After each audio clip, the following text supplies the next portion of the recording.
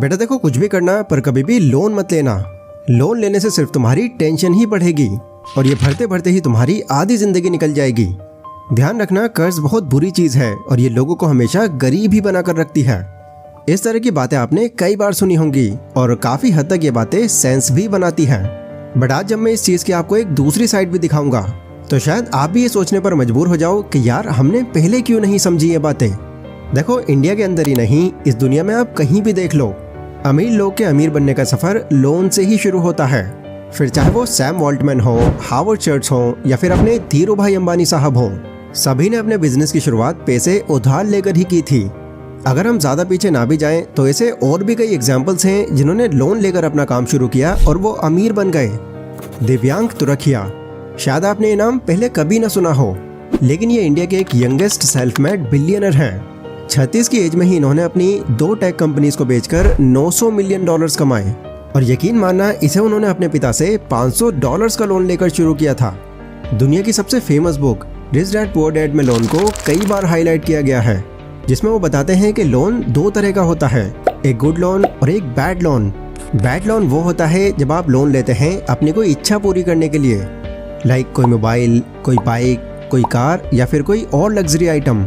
But good loan वो होता है जो लोग अपने बिजनेस के लिए उठाते हैं ताकि इस पैसे से वो अपने छोटे बिजनेस को एक बड़े लेवल पर ले जा सकें। अमीर माइंडसेट वालों को ये गुड लोन का सारा खेल बहुत अच्छे से मालूम होता है। बट ऐसे लोग इस तरह का माइंड कहाँ से ले आते हैं कि वो इतने अच्छे से लोन का इस्तेमाल करते हैं? तो रॉबर्ट कियोसाकी की दूसरी book why the rich get richer में वो ये बोलते हैं, एक गरीब और एक अमीर इंसान में पैसों के साथ एजुकेशन की भी इनइक्वालिटी होती है।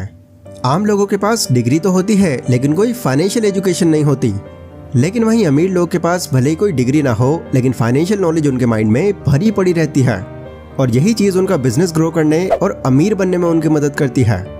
तो अब सवाल ये आता है कि वो कौन कौन सी मेन बातें हैं जो एक आम इंसान सीखने से चूक जाता है और इसी वजह से उसको जिंदगी भर सिर्फ एक सिंपल सी लाइफ जीने मिलती है। तो आज की इस वीडियो में हम उसी के बारे में बात करेंगे और ये भी जानेंगे कि कैसे इन बातों को समझकर आप भी अपनी आम जिंदगी को ग्रो कर सकते हो। सो ये वीडियो बहुत ही नॉलेज से भरपूर होने वाली है, इसे एंड तक जरूर देखना। So let's begin. Number 1, taxes. ये तो हम जानते ही हैं कि हमारी इनकम का एक बड़ा हिस्सा टैक्स भरने में जाता है, फिर चाहे वो डायरेक्टली हो या फिर इनडायरेक्टली। रॉबर्ट बोलते हैं कि टैक्स को लेकर एक आम और एक अमीर इंसान की सोच में बहुत बड़ा डिफरेंस होता है। जहां अमीर लोग अपनी बचत से पैसे निकाल कर टैक्स भरते हैं, वहीं आम लोग पहले टैक्स पे करते हैं तब जाकर उन्हें सैलरी मिलती है। अमीर लोग को अच्छी गाड़ियों में घूमते देख, अच्छे घर में रहते देख, ट्रिप्स पर जाते देख, हर आम इंसान के माइंड में यही बात आती है कि अमीर लोगों के पास बहुत पैसा है, इसीलिए वो इतने पैसे उड़ाते हैं। पर किसी के माइंड में हार्डली ही ये सवाल आता होगा कि इतनी मोटी कमाई करने के बाद भी ये टैक्स वगैरह से कैसे बच जाते हैं। आपको जानकर हैरानी नहीं होनी चाहिए कि नीता अंबानी एक दिन में लगभग 1.5 करोड़ रुपए स्पेंड करती हैं और वो भी सिर्फ अपनी हेल्थ और ब्यूटी बनाए रखने के लिए। ऐसे और भी बहुत से अमीर लोग हैं जो बहुत ज़्यादा पैसे खर्च करते हैं, बट इतने खर्चों के बावजूद भी ना तो उनकी दौलत में कोई कमी आती और ना ही बिजनेस के उन पर कोई फर्क पड़ता। पर टैक्स जिससे उन्हें बहुत फर्क पड़ सकता है, उससे वो बहुत आसानी से बच जाते हैं। लेकिन वहीं सैलरीड लोगों को ऐसा कोई मौका मिलता ही नहीं।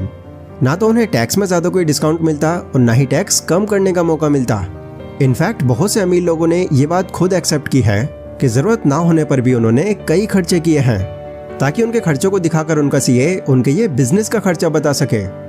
रॉबर्ट ने कैश फ्लो क्वाड्रेंट बनाया है जो कुछ इस तरह का दिखता है और इसमें employees, self employed, business honours और इन्वेस्टर्स आते हैं। वो बोलते हैं कि अगर टेक्निकली देखा जाए तो एम्प्लॉयज़, सेल्फ एम्प्लॉयड और इन्वेस्टर्स, इनसे गवर्नमेंट को जीडीपी ग्रोथ में कुछ बहुत ज़्यादा हेल्प नहीं मिलती, लेकिन वहीं एक बिजनेस की वजह से गवर्नमेंट को काफ़ी फ़ायदा होता है। इसीलिए तो गवर्नमेंट बिजनेस करने वालों को टैक्स पर अलग अलग तरह के इंसेंटिव्स देती रहती है। Second is debt. Apple company आज इस दुनिया की टॉप कंपनीज में से एक है और हो भी क्यों ना, उनके सारे कस्टमर्स उनके प्रोडक्ट्स बाय करके फुली सेटिस्फाइड रहते हैं।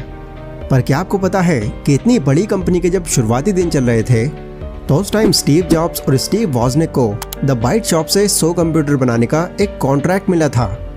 पर कंप्यूटर बनाने के लिए जिन पार्ट्स की जरूरत थी उसे खरीदने के लिए पैसे चाहिए थे जो उनके पास तो थे ही नहीं। इसीलिए स्टीव जॉब्स ने $15,000 का लोन ले लिया। लोन लेकर उन्होंने वो सभी पार्ट्स कलेक्ट किए और पूरे 100 कंप्यूटर्स तैयार कर दिए। एंड जितने भी उनके पैसे बने उनसे उन्होंने पहले तो वो लोन चुकता किया और अच्छा खासा प्रॉफिट निकालकर अपने इस बिजनेस को आगे बढ़ाया। आप मान सकते हैं कि अगर उस टाइम स्टीव लोन नहीं लेते तो शायद एप्पल अभी वहाँ नहीं होता जहाँ वो अभी खड़ा है। रॉबर्ट बोलते हैं कि देखो, डेट बुरा नहीं होता, आप उसे किस इंटेंशन से लेते हैं और उसको कैसे यूज़ करते हैं, उससे पता चलता है कि आपका ये डेट अच्छा है या फिर बुरा। कई मिडिल क्लास लोग जिनके पास फाइनेंशियल एजुकेशन नहीं होती, वो लोन का यूज़ अपनी कंफर्ट की चीज़ें जैसे एक बाइक, कार, एक बड़ा टीवी, एयर कंडीशनर, इन सब चीज़ों में करते हैं। जबकि अमीरों के केस में लोन उठाने का सिर्फ एक ही मकसद होता है, अपने काम को ग्रो करना। अभी कुछ ही महीने पहले रिलायंस कंपनी, जो इंडिया की टॉप कंपनीज में से एक है, उन्होंने फ्यूल एक्सपेंशन के लिए करीब $2 बिलियन का लोन लिया था। जबकि इस कंपनी के मालिक मुकेश अंबानी के पास इतना पैसा है कि अगर उनकी दौलत को इंडिया के गरीब लोगों में बांटा जाए तो इतनी मैसिव पॉपुलेशन होने के बाद भी हर किसी को लगभग 5 से 6 हज़ार रुपये मिल जाएंगे। अब सोचो, जिस इंसान के पास इतना सारा पैसा है वो लोन क्यों ले रहा है? ये सारा फाइनेंशियल एजुकेशन का खेल है जो ये लोग बहुत अच्छे से जानते हैं। अब देखो होता क्या है, आम लोग अपने पैसे को सेव करने के लिए उसे 3 से 5% के इंटरेस्ट रेट पर बैंक में डाल देते हैं, और जो अमीर लोग होते हैं वो गरीब लोगों के इन पैसों को 10 से 12% के इंटरेस्ट रेट पर बैंक से लोन के रूप में उठा लेते हैं। फिर उन पैसों को वो अपने किसी एसेट या फिर बिजनेस में लगा देते हैं, जिससे उनको 15 से 30% का रिटर्न तो मिल ही जाता है। तो उनके लिए फिर बैंक को 10-12% का इंटरेस्ट देना कुछ उतना मैटर नहीं करता, क्योंकि वो अपने पैसे लगाए बिना ही लोन के पैसों से अच्छा खासा प्रॉफिट कमा लेते हैं। इतना ही नहीं, अपने प्रॉफिट और लॉस के स्टेटमेंट में लोन के इंटरेस्ट को बिजनेस के खर्चे के तौर पर दिखाकर अमीर लोग उससे अपना टैक्स भी बचा लेते हैं। लेकिन आपके माइंड में अब ये बात आ सकती है कि सिर्फ प्रॉफिट ही क्यों, बिजनेस है भाई, वहाँ तो लॉस भी हो सकता है, और लोन लेकर भी हमारा लॉस हो गया तब क्या होगा? तो इस पर रॉबर्ट बोलते हैं कि इस दुनिया में रिस्क ना लेना ही एक सबसे बड़ा रिस्क है। आज हमारा घर है और इसमें हम सही सलामत रह रहे हैं, कल को भगवान न करे किसी भूकंप की वजह से ये घर ही गिर जाए तो हम तो इसी में दबकर मर जाएंगे। पर ये सब पता होने के बावजूद भी हम अपना घर तो नहीं छोड़ रहे, स्टिल हम अपने घर में रहकर ये रिस्क ले रहे हैं। इसीलिए अगर आपको भी ग्रो करना है तो आपको पहले ये लोन के इस सिस्टम को समझना होगा और सब कुछ चीज़ें पता कर लेने के बाद उसका सही तरीके से यूज़ करना होगा। Number 3 is Phantom income. Active income और पैसिव इनकम के बारे में तो लगभग सभी लोग जानते हैं, लेकिन एक इनकम ऐसी है जो सबसे ज़्यादा अमीरों में ही देखने मिलेगी, क्योंकि इसको जनरेट करने के लिए फाइनेंशियल एजुकेशन की ज़रूरत होती है।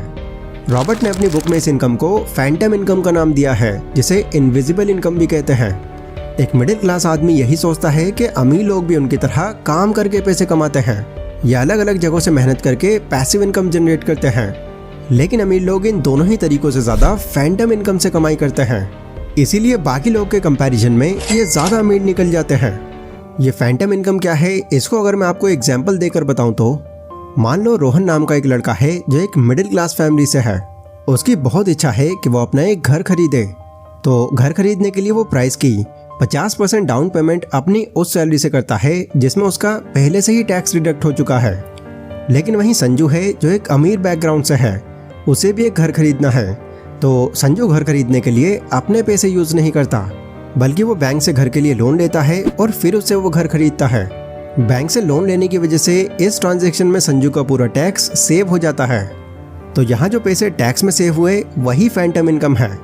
देखो, फैंटम इनकम एक ऐसी इनकम है जो हर कोई नहीं समझ पाता, इसीलिए रॉबर्ट इस इनकम को भूत से कंपेयर करते हैं। ऐसे में अगर आप भी चाहते हैं कि ये भूतिया इनकम आपके पास भी आए तो जितना हो सके फाइनेंशियल नॉलेज एक्वायर करते रहो।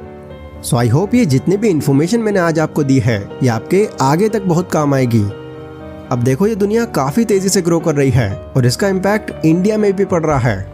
ऐसे में अगर आपको एक ऐसी स्किल सीखनी है जिससे आप महीने के हज़ारों नहीं बल्कि लाखों रुपए कमा सको, तो ये वीडियो आप ही के लिए है, इसको ज़रूर चेकआउट करना। तो मैं मिलता हूँ अपनी उसी वीडियो में, तब तक के लिए stay safe, stay healthy, take care.